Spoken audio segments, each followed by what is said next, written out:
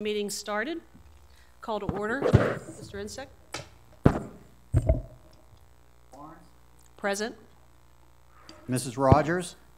Present. Mr. Januso. Mrs. Barney. Here. Mr. Roach. Present.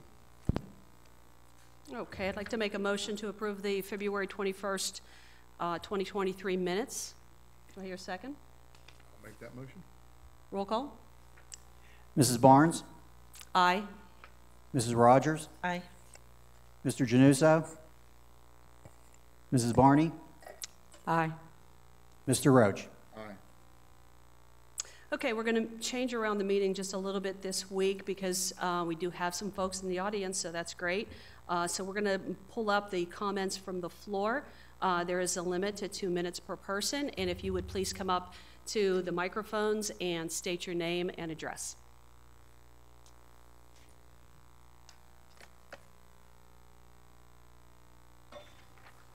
I'm going to try with this one. We good? Yeah, I think. My name's Tim Barnes, 435 Georgetown Road, Lawrence, Pennsylvania. I'm going to read this as fast as I can here. I'm concerned about weather storm drains will be included in the alleyways and streets of Lawrence, in particular mine. I don't know if they're accounting for the current storm drains in any way. I noticed one of the grants from Camera Bartolotta mentioned that it was to be used for sewage and rainwater runoff and storm drains. Lawrence currently has rainwater going into the Wildcat system. That rainwater pushes everything downhill and away from the houses. Downspouts go into the gray water system, which in turn enters the blackwater system and runs off the hill. If all of these downspouts are left to run into the yards, it's going to be very wet after a hard rain, extremely saturated, only become a habitat for mosquitoes and the diseases that come with them. Winter snowmelt will also be an issue. While the township has done great with improving the alleyways with blacktop, the old Red Dog surface used to allow a certain amount of water to pass through it into the ground. Since then, blacktop road surfaces have been built up 4 to 6 inches above the yards. The water now has nowhere to run but into the yards and into these existing storm drains that I'm not sure if they're even aware are there, creating swampy areas. The water also runs into garages and outbuildings, and I had a video of that, but where my one garage got swamped out terribly. Another concern is the length of time that the residents will be without the use of facilities such as shower, laundry, and etc. Mainly because they're going to be trenching with the streets west towards east, but currently all our pipes are running south towards north. So when they cut this initial trench, they're going to sever all of the existing lines, gray water, rainwater, and black water. And that basically is probably going to be pouring into these trenches as they're trying to work. I'm just concerned with what they're going to be doing about that. And we've not been hearing very much over in Lawrence about it. In the interim, consider how long we will have to keep up our existing septic tanks and systems running until the project is complete. I personally dumped $4,000 some into my system about 4 years ago. And I'm sure there could be somebody who has a problem tonight, and they're going to have to fix that problem until this system is finally replaced, throwing good money after bad. I would encourage the board to consider the installation of storm drains along the streets and alleyways where the new system is going to eliminate the use of the existing storm drains. And I would welcome someone to come to Lawrence, and I would be willing to walk and talk with you and show you the ones that I know of in my immediate area. That's basically what I have written. Okay, thank you, Tim. Kevin, can we address any of those issues tonight? Do we know, were you aware of those storm drains? The storm drains themselves will have to be maintained by a contractor and continue to exist. Sorry about that. The storm drains themselves, if they come across them, the township marks the storm drains wherever they're at. Contractor has to maintain those after construction's completed. The existing systems in the Wildcat system, it's there. Same deal there. As the project gets built, they have to maintain that system and keep it operational. So what you indicate's probably correct during construction. Some of this stuff is unknown, but as they hit pipes, they do have to maintain those and keep them connected.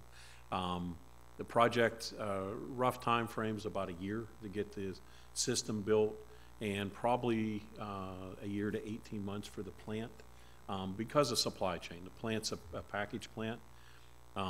This is different. Most plants, once it gets built, it's going to go online immediately once it's ready. It isn't that we're ramping up, because the existing plant will pump to this plant early on in the process. So mostly whenever you're connecting like 1 and 2, then 5 lots, it takes a while for the sewage plants to seed and actually start to become operational. In this case, it'll come online quicker.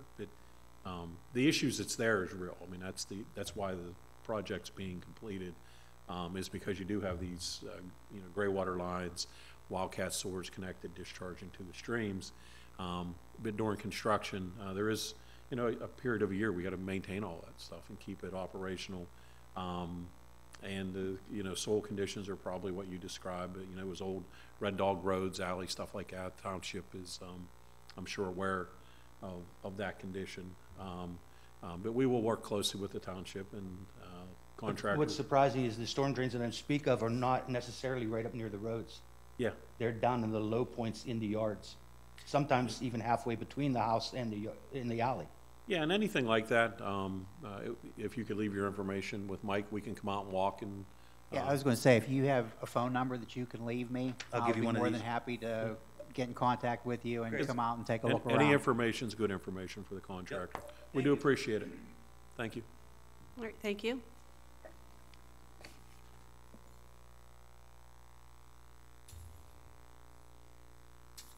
Hi, my name's Ed Beatty. I live at 22 Burks Way in Muse.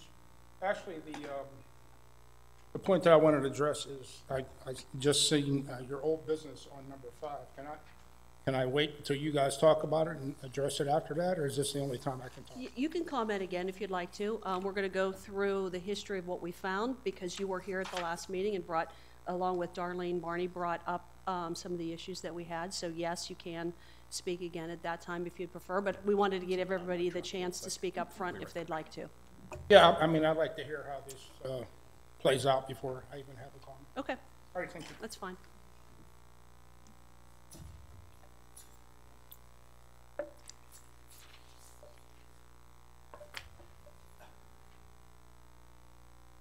Frank Aguizio, 24 Sycamore Street, Muse. I wanted to ask. Wait, you want to wait Yeah, till I Kevin wanted to comes ask back? Kevin something Okay. pertaining to Okay, okay.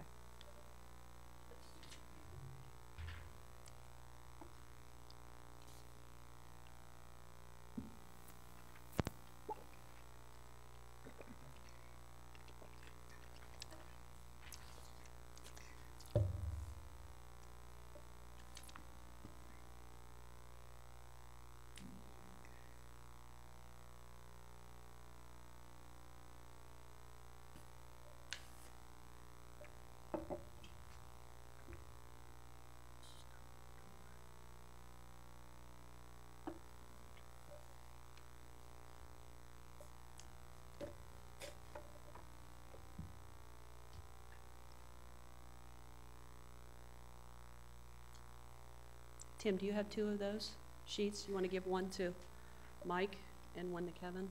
Sure. Okay.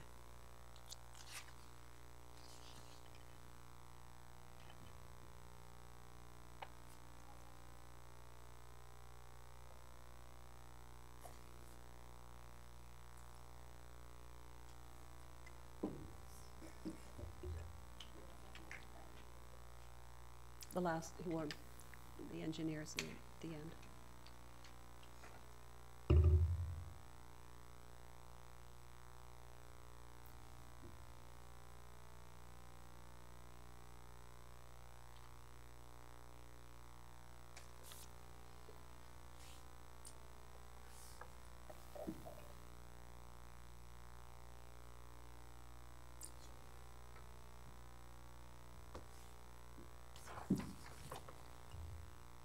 Kevin, I wanted to address, some months back, talking about the Lawrence Sewer Project, you said there would be monies budgeted to repave the streets up there. Is that still pretty much going to hold intact? I know the Penvest loans only pay for restoration of the trench line itself. Correct. We don't know how bad they're gonna damage the streets up there. Do Yeah, you think there would still be monies available in that budget to, mill and pave these streets? Yeah, Penvest itself, it can't be included in the project. After the project's completed, we will review it, and as part of the overall project budget, we do have money allocated, set aside to do anything that's required. I mean, that's one of the items, even today, we'd reach back out to the township, because we have a street opening permit sitting out there for the work that's in the Penvest. If that's a requirement, then we understand, because some of the roads may need completely repaved, other ones may be fine, but we would want to review those with you after Penvest closes, and then it just can't be part of the project, so. Okay. And as far as Mr. Barnes is concerned, it may help you. I know Cecil Township Public Works is going to have to implement a stormwater management system up in Hill Station. That'd be solely on our part of the township, because Okay. they don't have a storm source system up there now, but you're, referring to some of these yard drains offset. It probably should all be tied in together, so we do capture all the stormwater runoff and not pose problems in your yards. Okay, thank you. Okay, good deal. Thank you. Thank you, Frank.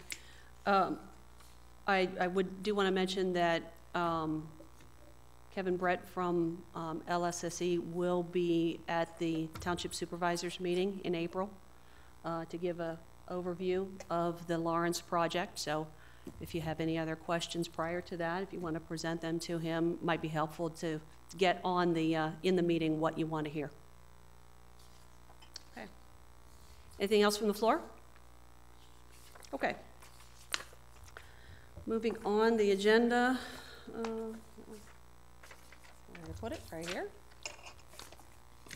All right, so we're going to go into old business right now. I'm going to address the research findings on the 2023 service charge rate increase. Last month at this meeting, Mrs. Barney brought up that there were some concerned citizens that were unaware. Looking back at some of the notes that you had, it looked like a motion was necessary in the December meeting in order to approve that rate increase. So extensive research here from Mike Zrenchek, our authority manager, and I appreciate that. It actually goes back to 2020, so I also have some notes here. I'm just going to not read them verbatim, but I have some high-level activities that happened through the time frame. First of all, Kevin was also present, as was Christine, and Ramel, our counsel. And at the time in 2020, goes back to probably March, April, May timeframe, there was a recognition that we were not collecting enough money. The budget was actually in a deficit at that point in time. That actually came about as part of the normal end-of-year engineers report. And due to that deficit, there was a need for a uniform and stabilized rate increase. So at that point in time, there was put forth a 5-year plan from 2020 on to raise those rates each year in order to, number one, get the budget back to where it needed to be, collect enough money. And at that time, I believe that there was a view of other municipalities in the area and the rates that were charged, and we were not comparable in any way, shape, or form. There had not been a raise for many, many years. So that rate increase was from $10.25 to $14, and that started in January of 2021. There was no resolution found for that. There may have been one on the actual vote that was taken at that point in time, but a couple of things that we realized after the fact, that was the onset. You know, we were into COVID for about 6 months. Meetings were here, there, over at Generations. But council has told us that there was no need actually for it was not required to have a resolution for a rate increase. Then we get to 2021. That rate increase had already been in effect and had been approved.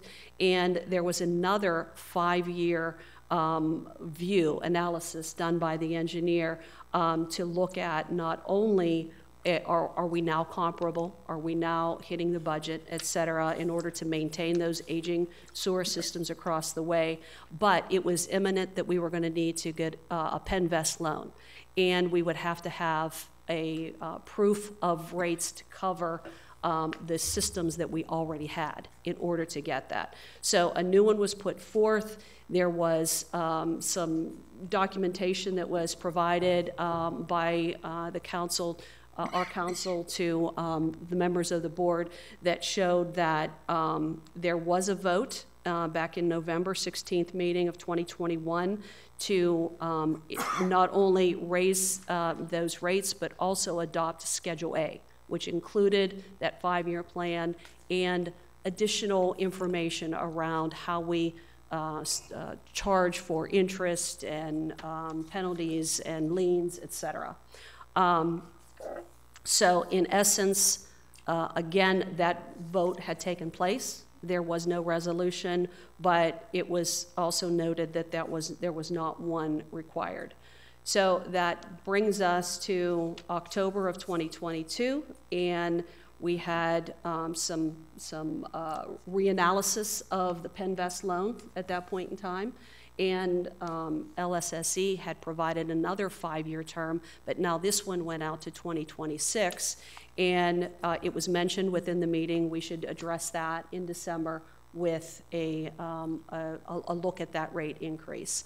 That did not happen in December of 2022, but January 2023, from the previous approval of the rate schedules, had gone into effect with the February billing, and that gets us to the February meeting when it was brought up that there was no vote for that. Okay, can I stop you right there? Sure. First and foremost, please show me where we had this on the agenda and all the board members voted in a public meeting. It was not done, and what Kevin had, that was not an actual vote. That was a proposal for those years. And as far as any vote that was taken by any of the board members, which back in 2021,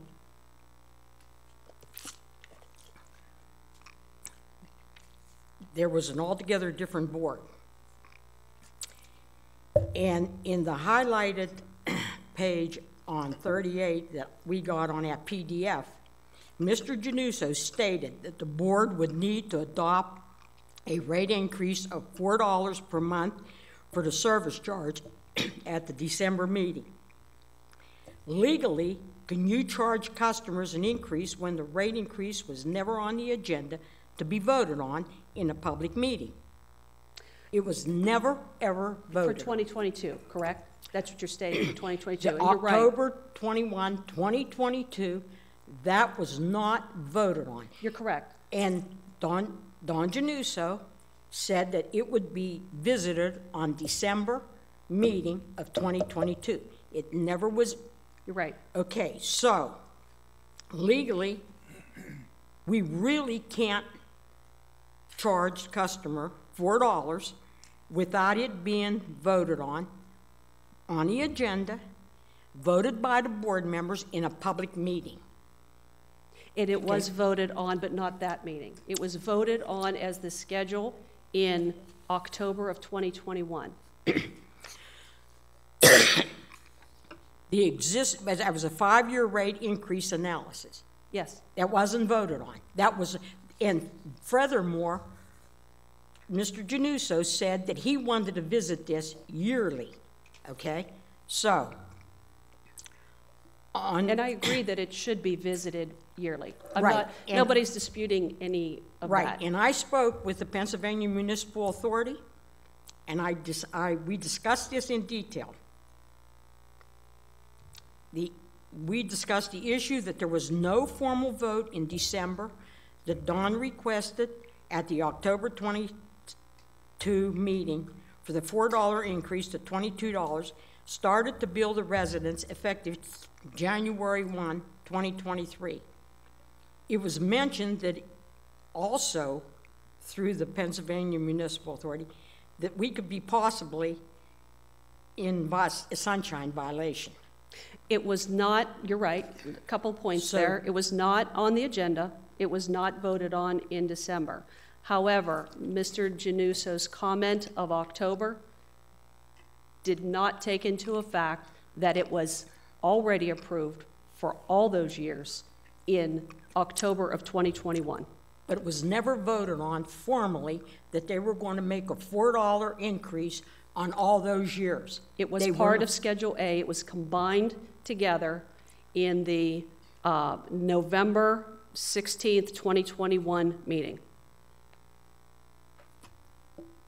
So it was unnecessary. However, Now, that's not what they're telling me. Always in the past, and I know this is an all-new board, always in the past, that was voted on, it was on the agenda, the board members voted on it in a public meeting to increase any service charges. I'm getting feedback from customers or residents in the township stating that $4 is quite much. That's 20% of what they're paying now. And then on top of that, no public meeting. They were not aware of it until they got their bill. I personally am also live in the township and didn't know of it because I didn't follow the meeting in November of 2021. I wouldn't have known about the rate increase either because it was tied together. That's the reason why us board members have to be totally above board. Oh, great. And do the right thing by the residents. And being it wasn't voted in a public meeting, they also stated we should do right by our residents for a mistake that was made. And all I was asking last month is, let's own up to a mistake that was made. And Well, we didn't know whether it was a mistake or not at that point in time, whether it was ever voted on.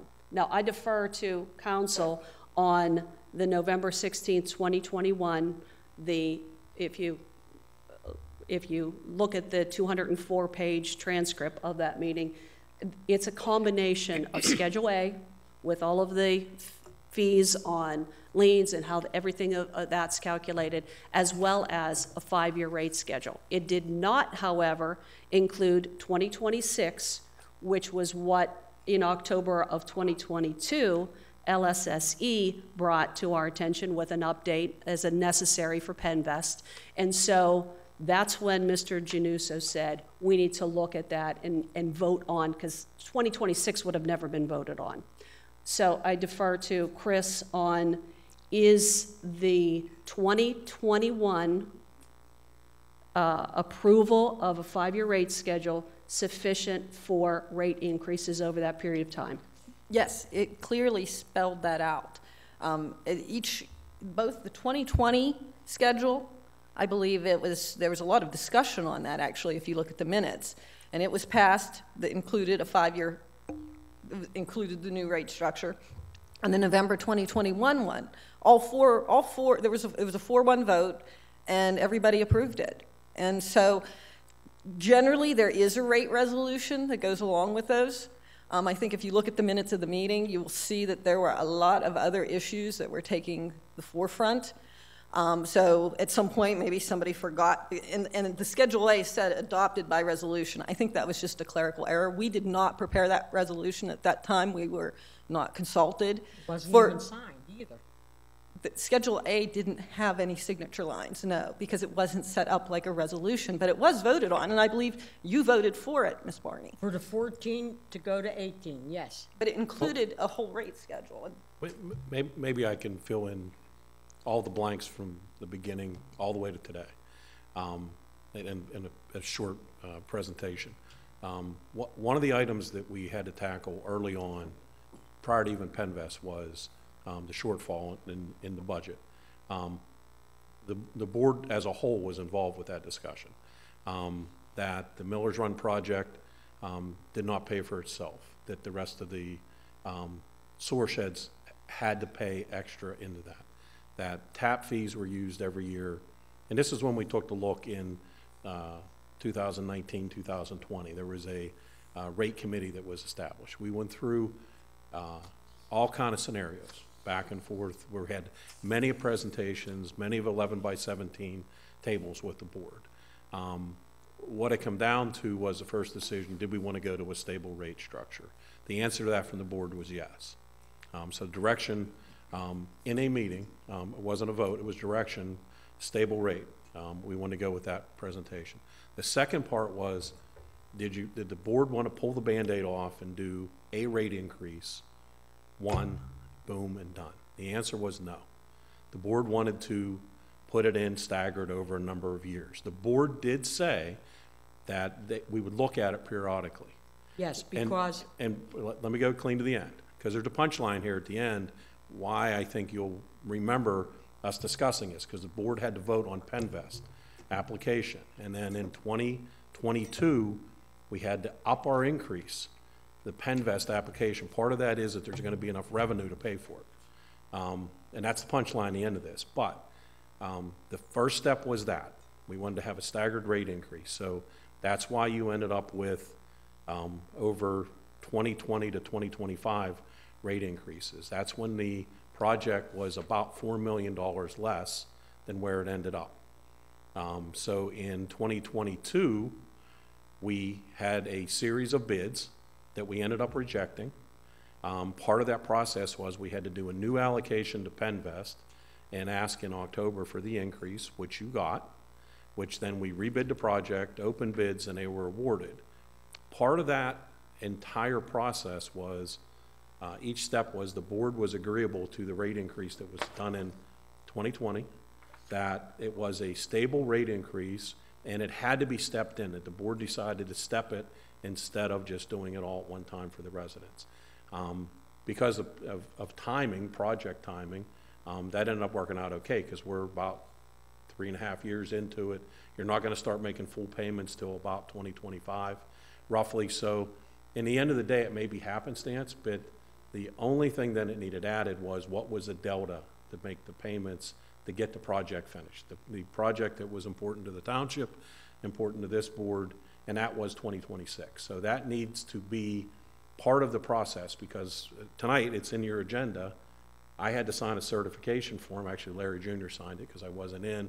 But we have to do a certification, and then we have to check yearly to make sure that the authority's taking in enough money to pay their bills. And previously, back in 2019, 2020, when we checked, you were paying your bills and you had money in savings. But when you actually looked at the operation side of the authority, it wasn't collecting enough money day to day from the residents, that you were only making your bills because you were so successful with tap-ins. And there was a stabilization agreement when Miller's Run was done, all kind of stuff, which was great for the residents. It got the project done. And part of what we do here is as an authority is you figure out ways to get projects done, because none of them simple. This board took on to stabilize rates, which was a big step, because having rate districts, you'd never get another area soared in the entire township. It just wouldn't be possible, because nobody could afford it to do it. No single area could afford to do it. You'd be $200 and some a house tap in, and we talked about that. Lawrence would never get soared, and Lawrence needs soared. Resident here tonight, what his, what he told us, it's real. There's gray water going in the streams, all that stuff. So, the end of the day, 2020 got approved, 2021 got approved, 2022 got approved, not through a rate resolution. You're correct, it should have been done in December or January. That's right. But you did vote to send into Penvest and do the application with a rate analysis that showed you were going to have X amount of rates included, which is part of the package. You did do that as a board. You did vote, and that rate increase for 2026 was in there. Otherwise, you wouldn't have enough revenue to pay back. So even though it needs cleaned up, it was anticipated.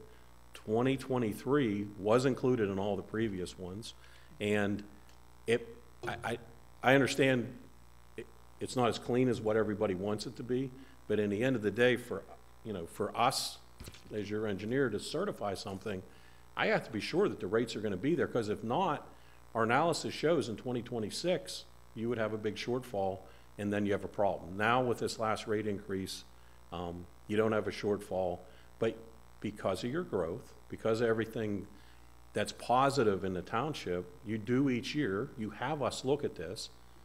We'll come back and say, hey, you know, maybe the rate increase in 2026 needs to be a little less, or, and you'll remember this, Darlene, because this was a big talking point, if the Canonsburg increase, if you get another one, it's footnoted in everything that was approved, and we talked about it.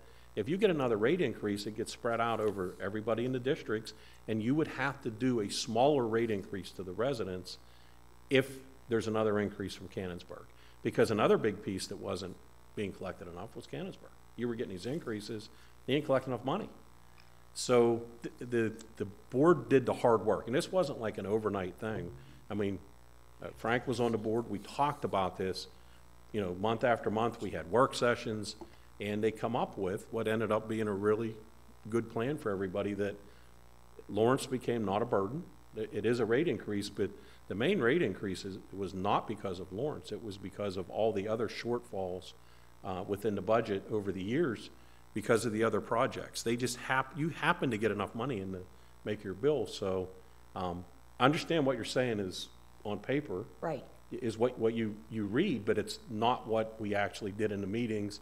And the end result is you're going to have the project, you're going to build the project you wanted. The rate increase is what's needed, and it was the best thing for the residents and the customers of the authority. And it stabilized the authority. Otherwise, we're all going to be sitting here very, very nervous at the end of each year, you know, how much money was going to come in and can you make your payments. So we don't want to be there. The board doesn't want to be there, and we definitely don't. Well, I think the shortfall started way back whenever it took so long to get this project off the floor or off the ground with Lawrence, when it was a $7 million project, right, Frank? Now it's $23 million. Why? What took so long? That's where my gripe comes in at. And I'm sure that Frank had the same gripe, because him and I were at the same meetings over at Lawrence back in 10 years ago. Thanks, Frank. That's right. I can't answer any of those questions. Okay. All I know is you ask us on day one, right, figure out a way to do this, right, and you awarded contracts 2 months ago. So and even in COVID, we figured it out as a board. So, and I realize that everybody's new on here, but I've followed that forever. I think I videoed. I did what I had to do, and as it stands right now, I'm saying that we cannot raise rates on what ifs also. That's not what if. That was a statement made last meeting. What if this or what if that? Well, here's the thing. When the questions were asked in October 18, 2022, and this is on video, Kevin asked, any questions on the budget? Don said, I don't have a question, but in our December meeting, then we were going to have a motion for a rate increase for the 2023 year, right? Is that correct? Kevin, yep. Don, $4 increase. Kevin, yep. Don, in the service charge. Kevin, yep. 23, 24, 25, 26. Don, yep, yeah, but I'm taking it on 1 year at a time.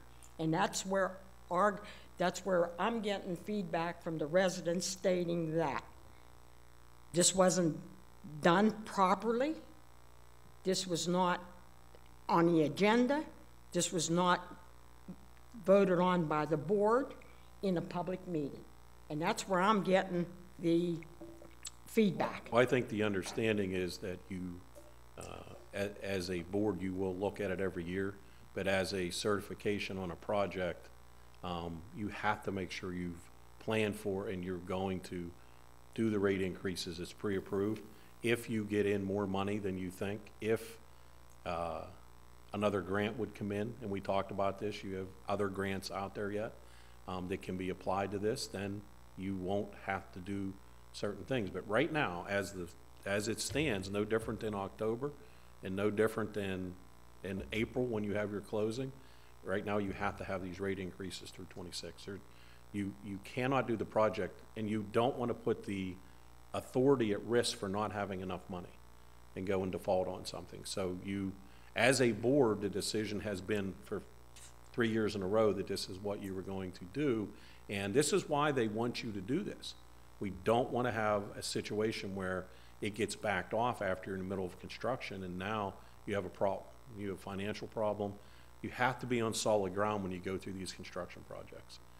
And Chris would not be doing her job, and I'm not doing mine, if we didn't make sure that you understood that and that that's what happened. Because if you don't do that, then you can't go to closing on the 18th. So in other words, in order to get the grant money and everything regarding this rate increase,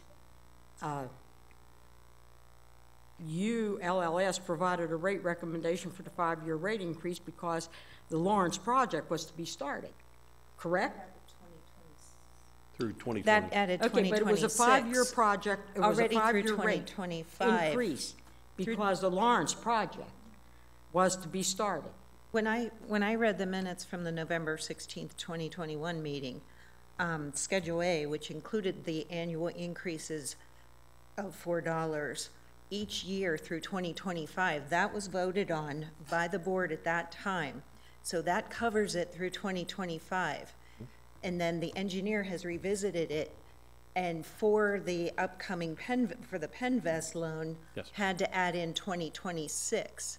Now, that's the one that wasn't voted on, but the through 2025 was voted on and approved by the previous board in November 16th, 2021, based on the meeting minutes I read. So we're only looking at cleaning everything up at this time, because it was kind of sloppy, you know, from me reading it and not being on the board. And we were sloppy in December and not. Very sloppy, And and every I'm single getting- board member right. had the opportunity, so it's not one person. Right. That was a sloppy thing. But And Dawn, so we and thank Dawn you for kept bringing saying it that we're to, going to revisit it. we thank in you for bringing December. it to our attention, because it needs to be cleaned up. It does. But it was covered through 2025. So the increase that took place January of 2023 was approved already by the board. This approves through 2026 and cleans up everything, so we will document everything properly. Right, going forward. That's what I'm And I planning agree on with you that voting we should visit it at the fourth quarter every year. Every year, that's It right. does not need a vote unless there's a change, because the vote is already done through 2025. However, to the courtesy of everyone, we should revisit it and make it a public. And make it a public vote. That's right. I feel that it has to be, because this $4 increase should be voted on annually as needed basis, not a carte blanche. It was stated by Don Januso, it needs to be voted on yearly, and I agreed with him. And I see here where it's motion to adopt a resolution to reaffirm and memorialize amendment of sewer rates for calendar years 2023, 24, 25, 26. That's like holding the residents hostage. In other words, you know, if Well, we're going to just, To Kevin's point, we need to have that in place and voted upon as a resolution for the Penvest loan. I mean, it's been painstakingly long, 30 years to get the Lawrence project off. We can't do it without this signature. However, also within that documentation is the right for the board to revisit it. So I agree that we need to visit this and have a public forum on a quarterly basis, but the resolution from 2021 has covered that rate increase through 2025. We now, I think, come to the point where we need that motion. I don't know what the resolution number will be. Mike, do you have a resolution number for us? The resolution number will be 22-04. So we need that motion 22-04. Is it 22 or 23? I think 23, I'm Okay, sorry. that's what I thought, okay. Oh, please. Yeah, let's get that right. All right. So we need a motion, resolution number 23-04, resolution to reaffirm and memorialize amendment of the sewer rate for calendar years 2023, 2024, 25, and 2026. Do I hear a motion? I'll make that motion. I'll second the motion. Roll call vote, please. Mrs. Barnes? Aye. Mrs. Rogers? Aye. Mr. Januso? Mrs. Barney? No. Mr. Roach? Aye. Did you want to have comment?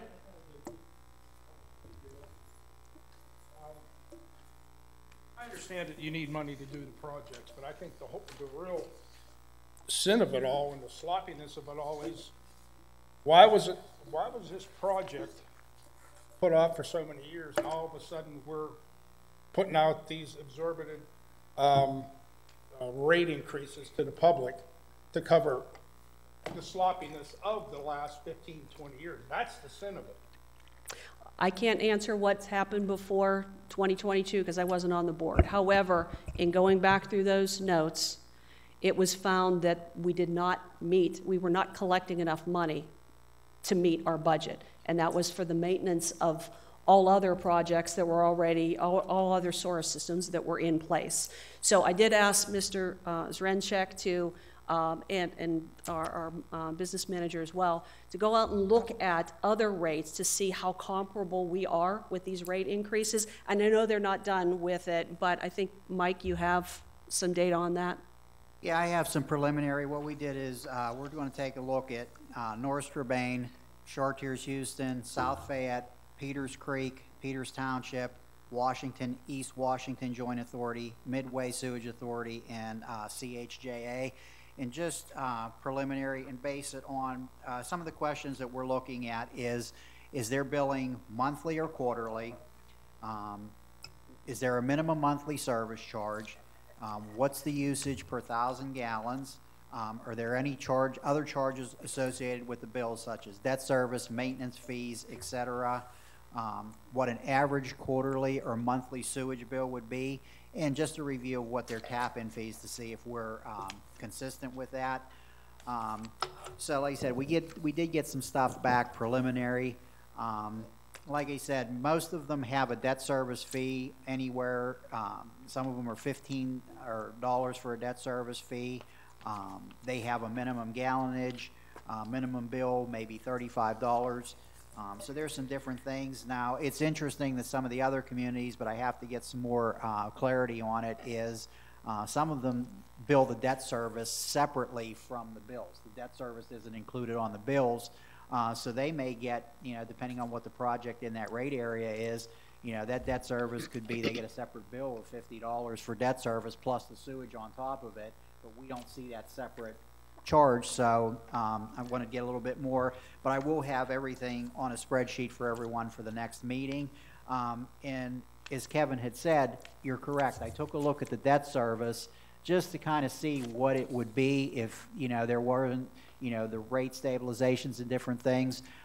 For the Miller's Run project, the debt service would be roughly $34 a customer is what you'd be paying if they were paying for that alone. The Lawrence project would never be done because based on that $18 million loan from Penvest, each customer would pay $228 a month for the debt service and then the sewage on top of it all. So, like you said, again, the funding is there. As Kevin said also, we do have the PA small water grants that we have applied for, which again, if we get those, and that can also help when, with the rate structure and different things there. But like you said, that from what I was able to research and, Kevin filling in the holes, it looks like it was originally adopted for 5 years with that 6th year needing to be looked at due to the fact that we had the increase in the price of the project. So right now, some of the information you pulled in, where do we fit along there? Along there, just to give you an example, let's pull, let's see. If you're looking at North Strabane, you're looking at, for an average of 3,000 gallons, you're looking at about $42.78. But the difference there is they are more or less pass-through. They don't have any treatment plants. They don't have anything. It's just basically a collection system. And basically all our customers average about $47.50, except for the Lawrence. They have a $10 extra, or not Lawrence, but Miller's Run because of the debt service, they're 5750. Peters Township, average of 3,000 gallons is 6630. We're at 57 for Miller's Run, and we would be 47 for 3,000 there. Let's see. South Fayette, you're looking at 5415 for 3,000 gallons average. 3,000 gallons average for us is 4750. And again, with Miller's Run on there, with that additional 10, you're looking at 5750. So basically, on those few, you're kind of, you know, right in there, you know, with everybody else as far as it goes. Okay. And then, like you said, Washington, East Washington, the way they bill is a little strange. I have to get some more clarity on that. So, and then Chartiers Houston, they bill their debt service separately. So I want to get clarification so I can, you know, have good numbers there, since they are our local municipalities. And you was also asked to see if we can find something statewide. So I'm looking to see kind of what an average is, or even over Washington County if there's something available. So we'll try to, you know, dig something up for that as well. Okay, thank you. So we're seeing that we're comparable now 3 years into the rate stabilization. So I think that's a good sign, but to the point we made earlier, we will absolutely be looking at this in the fourth quarter of every year going forward that I sit here anyway. All right, thank you. Can I add one more thing, Mr. Chairman? Sure. Basically, on the back of the bills, there are bill definitions, because I know there was a question of that last month. The flat fee of $22 per month charged to all customers. This charge covers the cost of repairs and maintenance to the collection system, treatment plants, and administration. Okay. You made me think of something else, if I can. Sure. When you're mentioning the Miller's Run having an additional surcharge, I guess that they're one of the newest to come online, I think that was 2009, 2010, if I'm correct. but they're It still is the paying newest. for, they're paying a little bit more than everyone else. Yes. Both in the increased cost of the overall project, I want to remind people that they are now tying in relatively new Hill Station Manor and Georgetown Estates into this new system that we're about to build, and so that they probably should share some of that new project debt. Kevin, you can, You mean the existing customers at, They're going to tie in at Hill Lawrence? Station Hill Station Manor Yeah. and Georgetown Estates will be pumped Yeah. into the one we're about to build. Yeah, they are already paying the rate increase in advance. So they're part of that as far as. they go to the plant to the that's going to existing be coming Theodore. offline, the Theodore plant, that's going to just be pumped to the new facility. So they are already in the system. They're just going already to be paying the being bill. pumped over to the new plant. But that doesn't make sense. In the case of Miller's, it was a new, It was Construction. it was a new construction everyone and there in is a getting new a sewer surcharge. system. so There this was is no new plant. construction that's going to benefit. It has to, it's mandatory that Hills Manor and Georgetown be tied into it. But This is there's a no- new bill. How are they already paying into it? Because they're already tied, Georgetown is already tied into the Theodore treatment plant. Right. All that's going to happen with the Theodore treatment plant, it is going to be taken offline and become a pump station, and where it was treating sewage, it'll just be flowing to the new A plant. new facility, which costs a lot of money, which they should probably help us pay for. But we can't charge a double tap fee. They're already tied into the system. I can't charge them a tap-in fee again, is what you're saying they're tying in. So you're saying this Miller Run extra $10 is tap-in fee? No. No, it was No. debt, it was debt service. So I think that needs looked into. It's like, we're gonna build something new, and by mandatory, they have to pump theirs up to the new. They're not paying for it yet. There's no bill yet. No, there is a bill. They're an authority customer already. I don't know what's so hard to see about what I'm saying. The other plant was, it was a new service area. So that service area got an extra service charge. Okay. This is not a new service area. They are an existing service area. They've already had their rates increased, and they are paying additional now, even though the new facility's not built. So they already, Still se- For transparency, that still seems a little, and the new customers have to pay a tap fee. oh, yeah, I know. I Which- know, familiar with that. Yeah. Okay. Okay, let's move on to the agenda, the engineer's report. Kevin? Yes, the Lawrence project, the next critical date is April 18th is the closing for Penvest. Between now and then, we will have a number of documents. I brought 4 copies of the contract tonight that needs executed for the plant contract. The line contract is about the same size. It'll be here in the next few days. We've been going back and forth with some insurance items with that contractor. Those get executed, and then there's a whole bunch of paperwork that'll go back and forth with Mike, so I'm sure you will be contacted for signatures on things, because this next 3 or 4 weeks, there's a lot of crossing of Ts and dotting of Is for Penvest, so they have an extensive checklist. Mike has one that he's following, so so you will see a lot of that between now and then, so. Kevin, quick question for you on sure. this. Is this all board member signatures, or is there anything that I can expedite on that? Those documents there are both. Okay. I have them tagged. Chairperson to sign. Chris, there's a place for attorney to sign on those ones. And there's probably a place for secretary to sign, stuff like that. So after the meeting, we can go through that.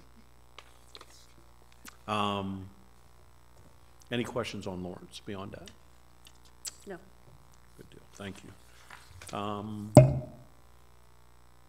Next is McConnell's Trail, did submit a bond reduction, so we need a motion to approve bond reduction number 2 for $65,809.62.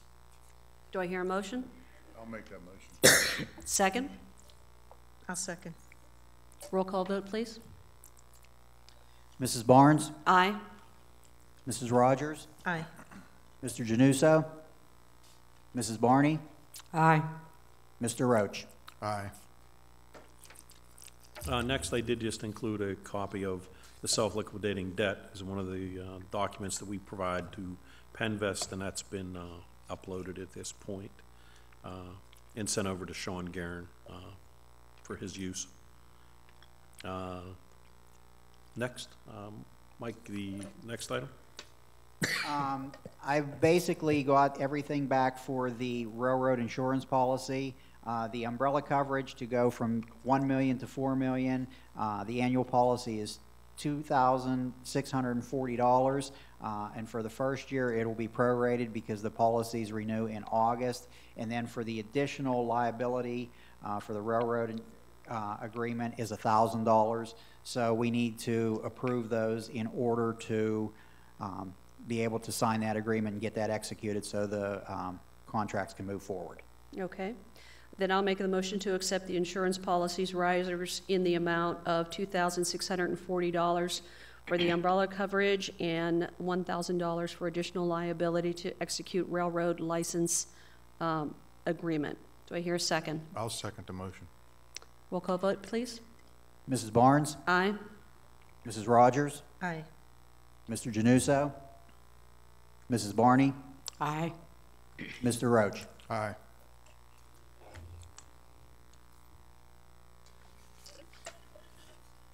Kevin, I think it's back to you. Next, McConnell's Trail Phase 3B is requesting conditional acceptance, which we've done on the other projects so that they can start pulling building permits once they complete these items. That way, if they get done between now and the next meeting, they can move forward with pulling permits, so. Okay. Do I hear that motion? I'll make that motion. I'll second the motion. Roll call vote, please. Mrs. Barnes? Aye. Mrs. Rogers? Aye. Mr. Januso? Mrs. Barney? Aye. Mr. Roach? Aye.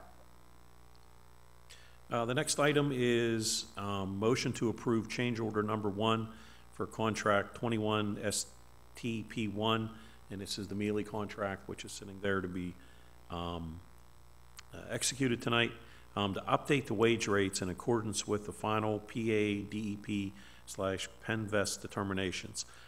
So after bids are in and awarded, then you have to send in again to DEP and to Penvest the wage determination that was received whenever we put the project out to bid. They then go through it. We went through 2 revisions. Something changed since we got it, so they have you do a change order. Contractor has to agree. It's a no-cost change order, but you have to have the latest paperwork in when we go to Penvest. So this change order is a no cost. I got multiple copies here, which I've signed for the board to sign, to execute, because we want to put a copy inside the contract that ends up getting uploaded, so that they know that it's approved. It is a formality, but we do have to do it by change order, so this is the only one that's needed before Penvest. And just to note, when is that requirement by, what's the execution date or the closing with Penvest? It's on April 18th, and there's not supposed to be another update. Okay. So we'll do this and say, please don't have another one. Okay. So do I hear the motion for the change order as stated? I'll make that motion. Second? Oh, go ahead. I'll second. Sorry. Roll call vote, please. Mrs. Barnes? Aye. Mrs. Rogers? Aye. Mr. Januso? Mrs. Barney? Aye. Mr. Roach? Aye.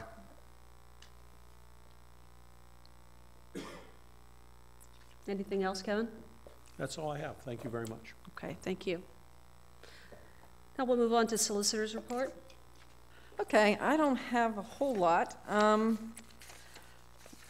We continue to engage in negotiations for the plant site property. We have condemned it, but we are attempting to work towards an amicable resolution on that. So Rommel will probably have more on that next month. The other matter that I wanted to mention was with regard to the McCullough litigation. We did receive, and I think I saw Mike put it in the packet. This actually came after I did the report, so that's why my report doesn't reflect it. That the case that as a result of some procedural failures on the part of Ms. McCullough, the case was dismissed. There is an appeal period that we still have to wait out because you have a 30-day right to appeal. But as of now, that case has been dismissed by the Commonwealth Court. And other than that, I don't have anything else at this time, unless there's any questions. Okay, no questions. We'll move on to the business manager's report. All right. Your board packets included the financial reports for January of 2023. Any questions? I do want to mention that it looks like you got the budget to work right Yes. now. Yes. So that's good. Yes. And I assume that it's just straight line, the full 12-month budget divided by 12? Yes. Okay. Yep. So, of course, we're going to have ups and downs throughout, the whole year. However, you're only 0.4 of 1% away from the, under the budget. I mean, like, if we're going to hit the budget, you just did it in January, so that's awesome. Good budgeting, Mike. Any questions? I have a question as far as the budget is concerned. The budget doesn't show on our website at all. Nothing on our CTMA website. Our residents can't go on there to see as far as the budget and whether or not we are over budget on certain items or under budget on certain items or so on. But there's never nothing on, I looked on everything that I can look for, and there's nothing posted on the CTMA's website. Is that correct? Is that a normal process? Wouldn't most municipalities do that? I'm not aware of any of the authorities that I work with posting the budget. It is a public document. Anybody can do a right-to-know request and request it at any time. Yeah. So do they have to pay for that right to know in order to get the budget? If we have it as a PDF and we can just email, if they'll accept an email copy of it, no. But if they want a hard copy of it, we could request the 25-cent a page fee. But I think most right-to-knows right now are electronic, so if we would just forward that. But So they would that have they- to fill out a right-to-know request. Yeah, and my assumption would be, since it is a straight line budget, it would be most confusing to have it month over month, because people are going to question things that really don't make a difference. So if we are going to provide the budget is the full year budget. So, I mean, it is a right to know, and you could email it to anybody who would I request it. can email it to everybody. The other thing is what I did noticed in researching it, and Shannon, when you were researching it, most of them just post, if there is anything posted, it's just whatever the proposed budget or whatever the adopted budget was for the calendar year that's coming up. My history here, since I've been here in May, I've never seen that on our website, or I was never mentioned that was something we post. If the board would want to consider that, all you have to do is let me know, and we could make it happen. There is no legal requirement that we post the budget. This is just coming to me by residents asking, well, where do we stand with everything that is going on right now? And it's what really provoked that was this $4 increase, and then they're saying, yeah, another $4, another $4. They're saying, what, are we being held up without a gun? Well, hey, they said, well, what's our budget like? Or how much money do we have in the bank? And on and on and on. So I realize that right here, I have the income statement compared with the budget for the 1 month ending January 31st. There's also, the other thing as far as the monies that are there, as far as the month end, the revenues, the total revenues, and everything here. And I was just wondering if this is access to our residents. They can get it. Yes, and things that are part of the meeting, they can all be subject to a right to know. And again, if that's electronically copied, they can be forwarded. If they want hard copies, that's a fee. If they want certified copies, that's an additional fee. And that's all permitted under the Open Records Act. Well, what's the difference between a certified? I mean, if you're getting it by PDF, most people are pretty well. I'm just stating that. Certified copies are usually used when there's litigation so that they don't have to have a representative come in to certify that it's an actual document. So, but that's the fees. I happen to know that because I just did a right to know, and I had to check the fees online, what the most recent fees were for. Okay, so the total assets for January 31st is $38,410,769 is the total assets. Is that correct? And total liabilities in capital is $38,410,769. So they're making, I mean, I'm just wondering, one is the balance sheet. Yeah, this is the continuation of the balance sheet. And I guess anything is available unless you understand the need for the amount of assets needed in order to maintain and to ensure that the debt service is carried. You wouldn't probably understand this. I mean, I have an accounting background, and it's not familiar to me because I'm not accustomed to authority. I'm getting used to this and have to understand it. There would be, we need classes for everybody to understand that piece of it. It's not, I mean, everything is straight. Accounting principles, it's GAAP principles. We are audited every year, so there's, we have that piece of it to ensure that all accounts are correctly accounted for. But to understand these numbers compared to some other type of business, they don't compute. We have to be fiscally responsible and have that money available should everything else falter, so that the system is taken care of. So, but it is available for anybody who wants to see it. Okay, I could pass that information on whenever they've asked me this. Yeah, sure. The other thing to remember, Mrs. Barney, is if you look at the bottom of these statements that Shanna provides, these are unaudited, and these are for management purposes. These are for the board so they can see where we're at financially. The audited statements, when we do the audit, that's the final to make sure everything's where it's supposed to be. So these are more or less like a management tool. So the board can make good decisions on whatever is there. And like you said, Mrs. Barnes is correct on that. The first page that you're speaking of is the total assets that are by the authority. So that covers all the accounts, the properties, the sewer system, the plants, and any other assets that we have. So that's, like I said, that's the whole, the whole shebang there. So there's many working parts to this. So. Yes, and I realized that I went through this and I seen it, and there is some pretty smart residents out there that they have accounting backgrounds also, so. Well, it's available to them. I also want to note that we do publish a auditor's report that it goes in the Observer Reporter. So that's out there annually. So we confirmed that that was done. Mike did that. All right. Shannon, anything else? Need a motion to ratify renewal of CD 00-1301324 with Slovenian Savings for 1 year at the new interest rate of 4% with a yield of 4.15% with no penalty for early withdrawal. Okay, do we have a motion as stated? I'll make that motion. I'll second the motion. Roll call vote, please. Mrs. Barnes? Aye. Mrs. Rogers? Aye. Mr. Januso? Mrs. Barney? Aye. Mr. Roach? Aye.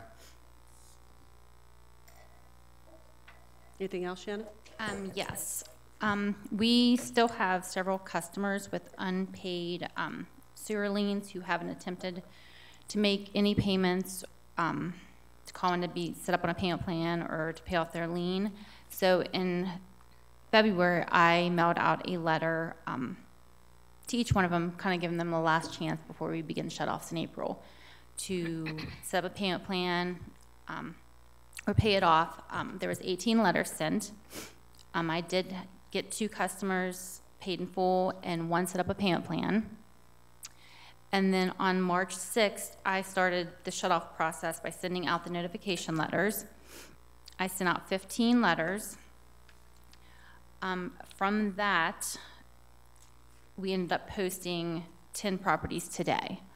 So there was a few more people that called in and wanted to set up on a payment plan. Okay. So there's a total of 10 that we never heard anything from. And of those turned over to council for lien? They would Yes, already be, they were they're all, already these been are the liened. properties that are These are already liened. Further liened. down the path. Right, these are Okay. even further These are the down. ones that were leaned. Okay. Does anybody have any questions about that? Okay, thanks. Authority managers report? Thank you, Madam Chairman.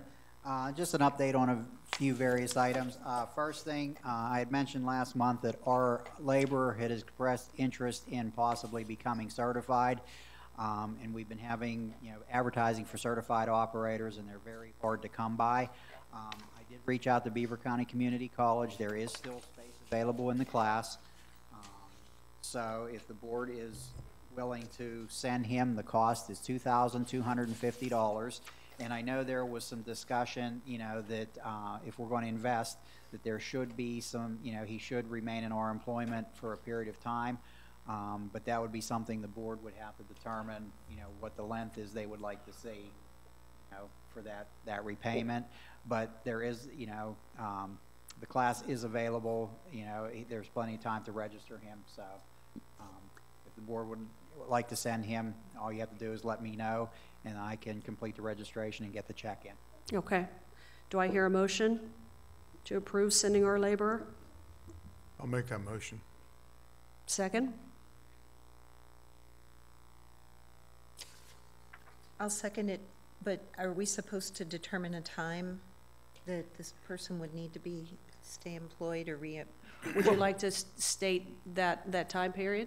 Well, I think you have to, we can't make anybody stay with us for, What would say be a you have to clawback? be here for, so we might want to do it so that if he doesn't stay for a certain amount of time, then there's a he has to do a Right. pro rata reimbursement of us, maybe? Yeah, so thinking? let's Yeah. reword that motion then.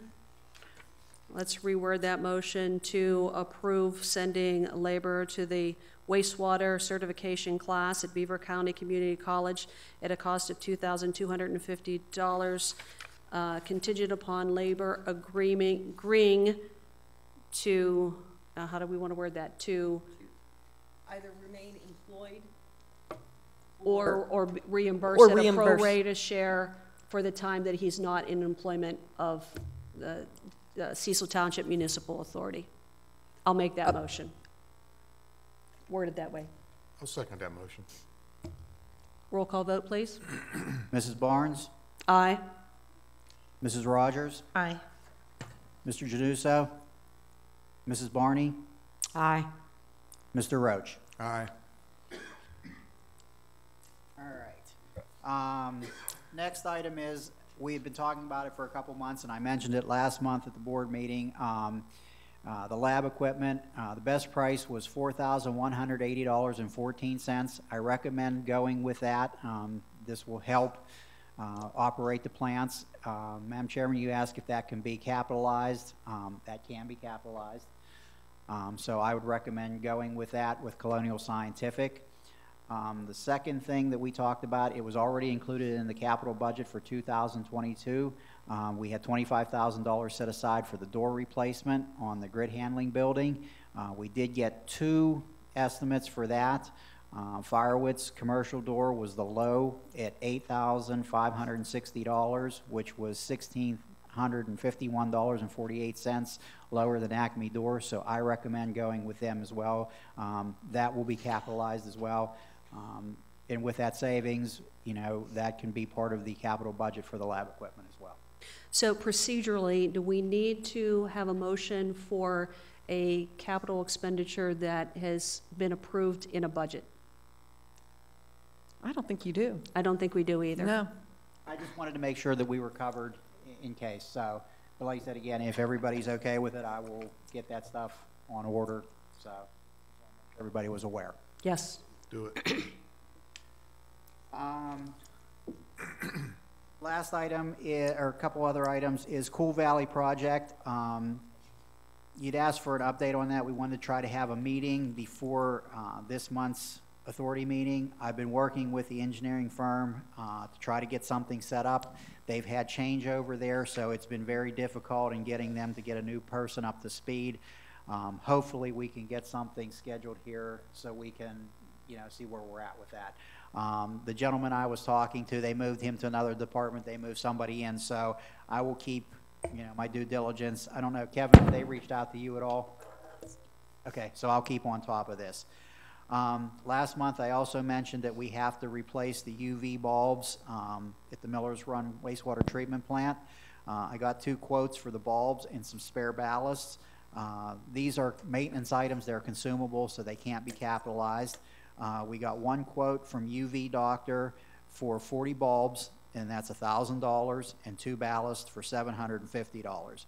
Trojan Technology, it is $1,885 for 40 bulbs and $636 for 2 ballasts. Each one of the bulbs have a 12,000 hour replacement warranty. Again, these are all small maintenance items. I'm going to get a little bit more information, but it looks like I may get the bulbs from UV Doctor and order the ballasts from Trojan to save the difference. So, but like I said again, they do have a warranty. And then the last thing, one of the last things I wanted to cover was the waste load management report, the Chapter 94. Walt had come in. They've all been completed and submitted. So they're all taken care of. That's done. And then the other thing that I'll be sending out an email to everyone on is our WGL energy contract that was secured in June of 2019 at the fixed rate of 0.05478, expires this July. It's time to start renewing it. They sent me over some preliminary numbers. It doesn't look like we're going to see the big savings like we did the last time, but we don't want to wait until July to lock this in because it seems like the rates are on a increase. So once I review these numbers, I'll send everyone an email with what they have sent me over for everyone to take a look at, and then we can make a decision from Is that the generation of power section of our utility bill? Okay. Because basically, if you had West Penn Power right now, they may be charging 0.09 cents per thousand, where we have this WGL Energy, and it's 0.054, so it's a significant savings. So, but from what I preliminary saw, you're going to be right around the 7-cent mark, 0.7 cents. Okay. See what we can come up with. I'm just going to get a few more questions answered, because I hate to lock it in long term and it go down, but then again, if it's going to go up, you know, you want to try to do whatever there. So, but I just want to make everybody aware. Thank you. Anything else? That's it. Okay. Any questions? All right, I'd like to make a motion for executive session for personnel matters. Do I hear a second? I'll second the motion. Roll call vote. Mrs. Barnes? Aye. Mrs. Rogers? Aye. Mr. Januso? Mrs. Barney? Aye. Mr. Roach? Aye. We won't be long. We can go in there. Okay, I'm proud of you there. I'm just Oh, gonna okay, tell you. wherever you want us to go. We can leave if you want to stay in here. Okay. I'll just pause this because there's nobody on. Okay.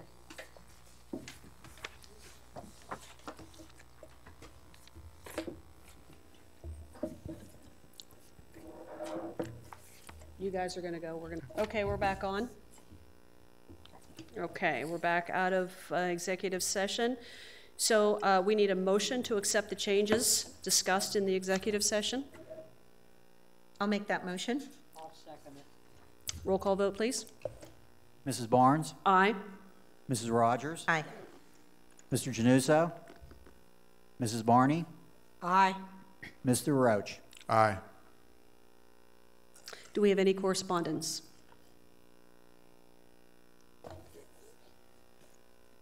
Mike, any correspondence?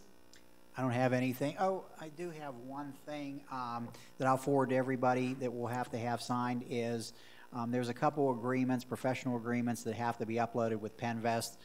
I just got it over tonight from Sean Guerin. I'll forward that to everybody to take a look at and make sure they're comfortable with it. Okay. So, All right. Do I hear a motion to approve the payments of expenses, transfer of funds, et cetera, that were included in your packet? I'll make that motion. I'll second. Roll call vote, please. Mrs. Barnes? Aye. Mrs. Rogers? Aye. Mr. Januso? Mrs. Barney? Aye. Mr. Roach? Aye.